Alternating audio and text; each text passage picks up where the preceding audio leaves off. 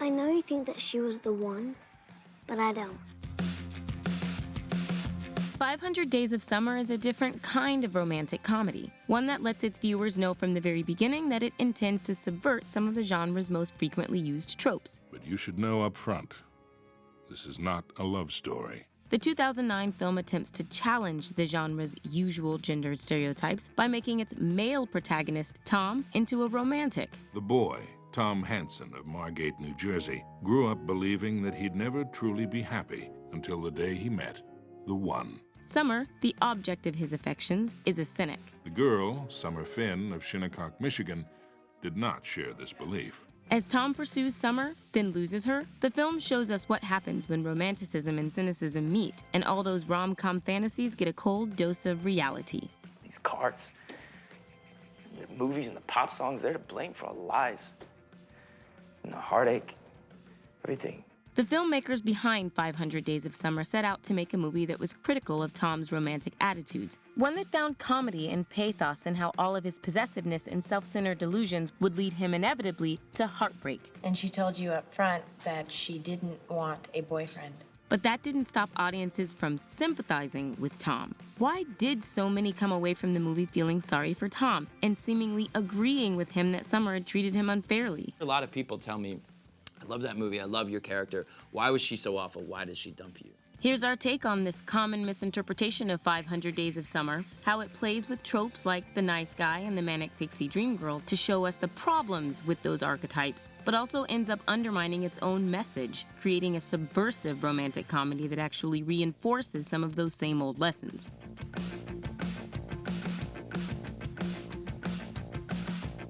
Hi everyone! So, if you haven't heard, The Take finally has merch.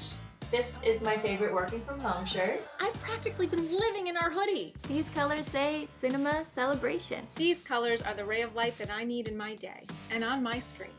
This is the mug I use when I'm leaning into my Miranda Priestley perfectionist side. I love channeling my inner girl boss when I use my Take tumbler. This is the shirt that I wear for watching Queen's Gambit, The Boys, and Succession. It's not just about the t-shirts, though it should be because they're so cute. So cute. But seriously, by buying a t-shirt or a mug or a hoodie, you can really show us your support and help us make more videos for you. And by wearing our tees and our hoodies, you're proudly displaying to the world that, like us, you have a deep love for film and TV critical analysis. And you're sparking open-minded conversations by asking the world, What's your take? And Teespring is offering shipping all the way up until December 21st to arrive just in time for the holidays. And check out the-take.com for all of your merch options. Thank you for watching as always. And please click on the link in the description below to check out our limited edition designs before they're gone.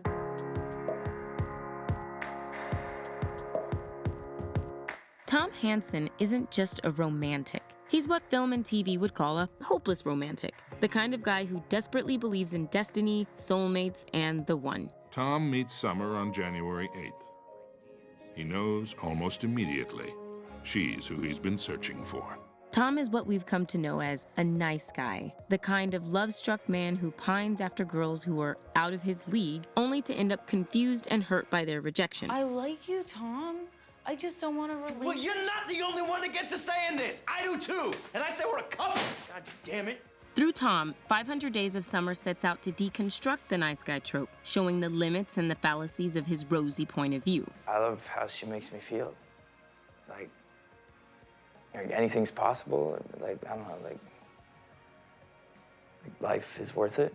As director Mark Webb has said, we think of that as romantic, but really it's just intellectual laziness. When Tom meets Summer, he's instantly infatuated. Everyone, this is Summer, my new assistant. And before he even gets to know her, he becomes frustrated when she doesn't meet his expectations for how she should react to him.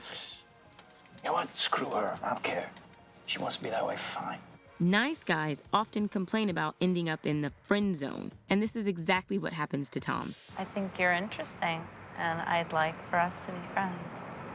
Is that all right? Yet he continues to pursue her romantically anyway, another classic nice guy move. That's casual. That's what casual people do.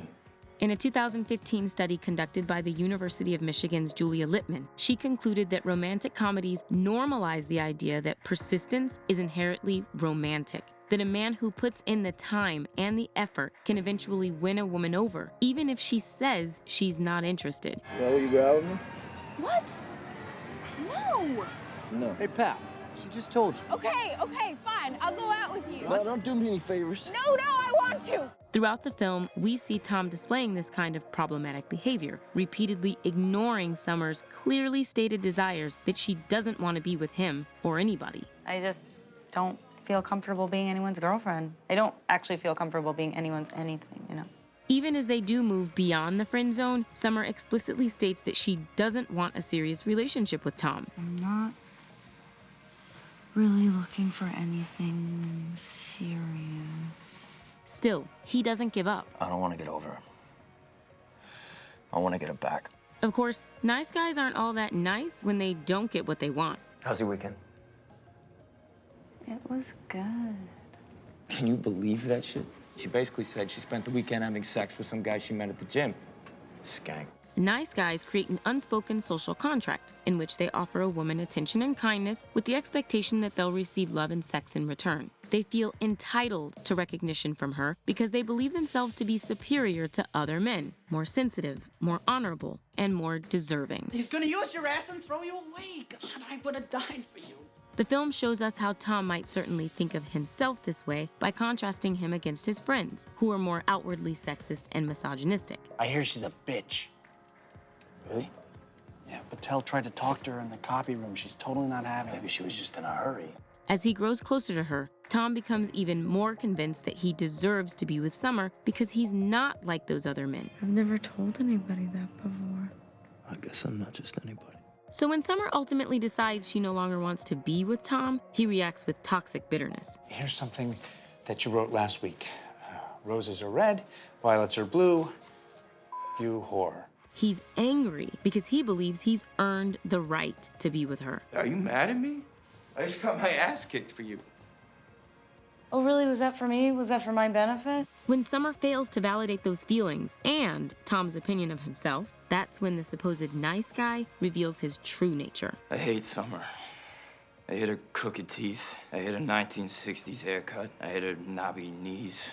And I hate her cockroach-shaped splotch on her neck. Movie audiences have long been conditioned to root for the nice guy. His extreme, unwavering devotion and grand gestures are usually framed as charming and romantic. And more often than not, the nice guy gets the girl in the end. You know, it was like one of those things you think is never gonna happen, and then it does, and it's everything you want it to be. So viewers are naturally primed to expect the same for Tom, even though the film goes out of its way to reveal some of his more toxic aspects. Either she's an evil, emotionless, miserable human being, or she's a robot. This expectation is only reinforced by the way the film posits Tom as a romantic and Summer as a cynic, which makes us instinctively root for him. There's no such thing as love, it's fantasy. Well, I think you're wrong. Summer's insistence that love isn't real and relationships never work out is exactly the sort of obstacle the nice guy is meant to overcome. We want him to show her that true love does exist. That's what romantic movies are all about. There's only one person that makes me feel like I can fly. That's you. Of course, Tom doesn't get the girl, and he consistently proves he's not all that nice. But the film still seems to side with him anyway. In the end, it validates all his fairy tale ideas about love. I just kept thinking, Tom was right. It just wasn't me that you were right about. As soon as he finally lets go of Summer, Tom even meets a new girl, one who immediately reciprocates his attraction, and this leads us to believe that maybe she's the one. That's like my favorite spot in the city. I think I've seen you there. Really? Yeah. I haven't seen you. You must not have been looking. We're left thinking this nice guy might win after all, and he'll do it without ever really examining his many flaws.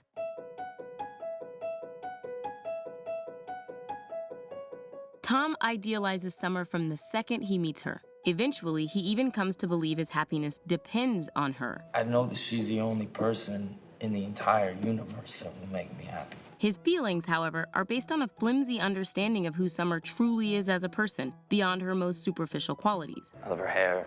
I love her knees. I love this heart-shaped birthmark she has on her neck. He's interested less in who she is than in what she reflects about him. Summer is a walking realization of all of Tom's deepest fantasies, as though she exists solely as an extension of himself. She likes Magritte and Hopper.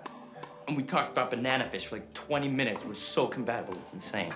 On the surface, it would appear that Summer is the quintessential manic pixie dream girl, the trope described by film critic Nathan Rabin as a character who exists solely in the fevered imaginations of sensitive writer-directors to teach broodingly soulful young men to embrace life and its infinite mysteries and adventures. Blah, blah, blah, blah, blah. You just witnessed a completely original moment in human history. It's refreshing. You should try it. Oh, no, thanks. No, come on. Summer would seem to embody many of the trope's aspects. She's quirky and she's different. I love Ringo Starr. Nobody loves Ringo Starr. That's what I love about him. She has specific tastes that, not coincidentally, perfectly suit Tom's own. I said I love the Smiths. You've good taste in music. You like the Smiths? Yeah.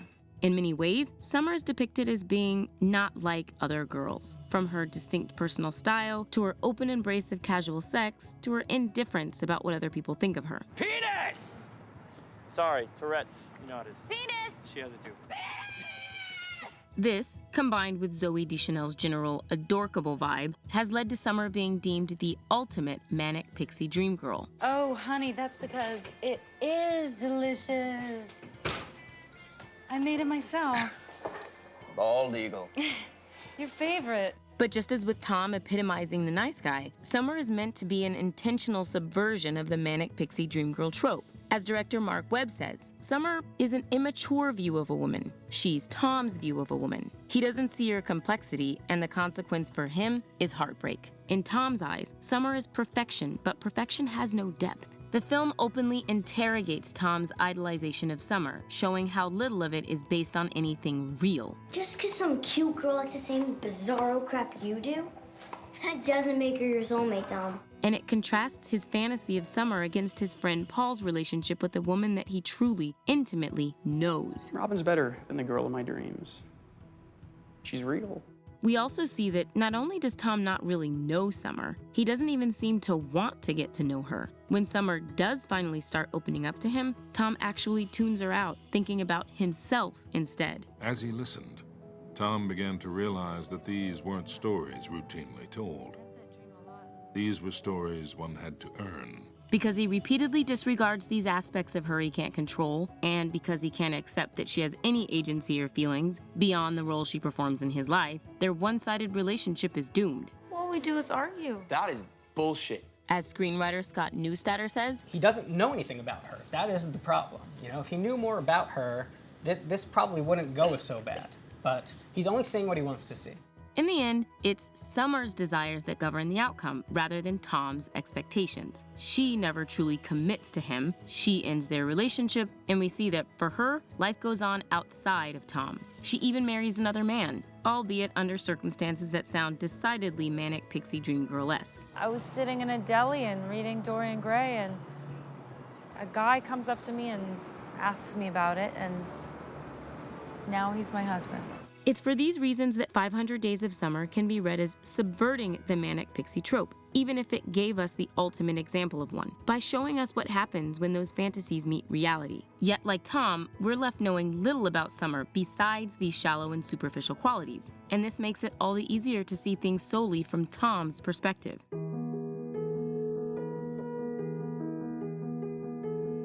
500 Days of Summer doesn't just show us Tom's perspective, it tells us his actions and feelings described by an unseen narrator whose voice offers an authoritative commentary on the film's events, despite the fact that he's only representing Tom's point of view. For here was Tom, in her world, a place few had been invited to see with their own eyes. From the very beginning, the audience is made to identify with Tom and to share in his desires and frustrations, because it's only his inner world that we're given access to. Tom's biases are relayed to the viewing audience, and then that viewing audience sort of, I think, takes on those same biases. This is also by design. Scott Neustadter based 500 Days of Summer on his own life and a real breakup that he experienced. She got engaged to be married months after she told me she didn't want a relationship at all.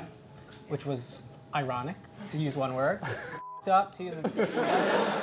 In many ways, the entire film can be seen as an act of revenge. It even opens with a title card that makes it perfectly clear whose side it's on, and it's not the woman's. In his book, The Anatomy of Story, screenwriting teacher John Truby describes how romance movies naturally cast one character as the hero and the character they desire as their opponent. Even while falling in love, the two act as antagonists. And while in most romantic movies, we're typically made to understand both of their motivations, we tend to sympathize with the one who's trying to win the other. In 500 Days of Summer, that's Tom. I shouldn't have done that.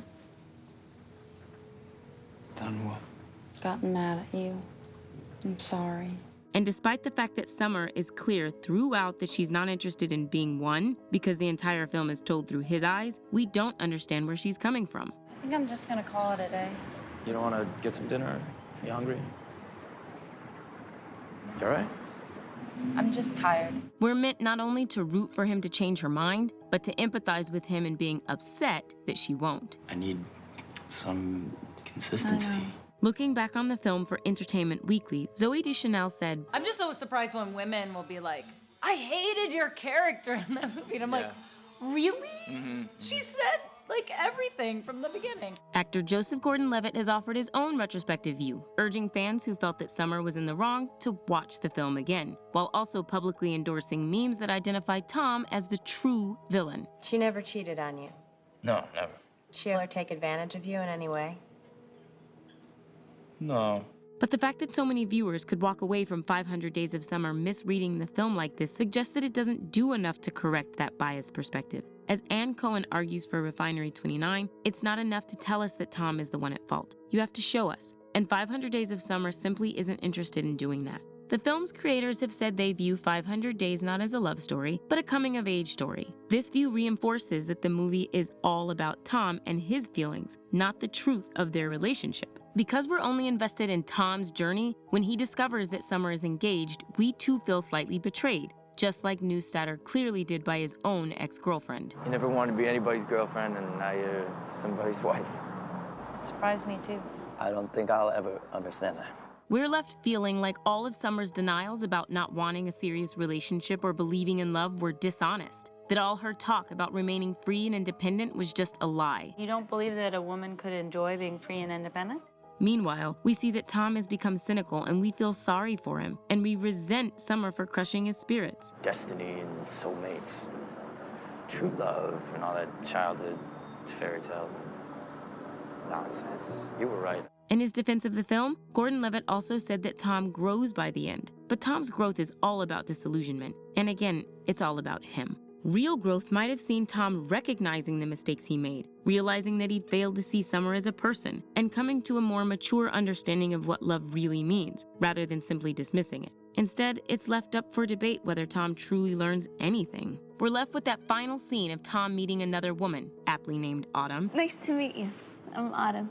And he seems primed to repeat the cycle all over again. If Tom had learned anything, it was that you can't ascribe great cosmic significance to a simple earthly event. Coincidence. That's all anything ever is. Autumn's name is a symbol, signifying that she's destined to represent another season of Tom's life, and he might be in for another round of heartache. And yet, it's played as a happy ending anyway, suggesting that he'll eventually find the right girl, and what's more, that he deserves to. We'll figure it out. We'll figure it out. From the distance of more than a decade later, it's become easier to see 500 Days of Summer the way its filmmakers say they intended it, as a story about a flawed, immature man who's singularly responsible for his relationship falling apart. It's Tom's fault.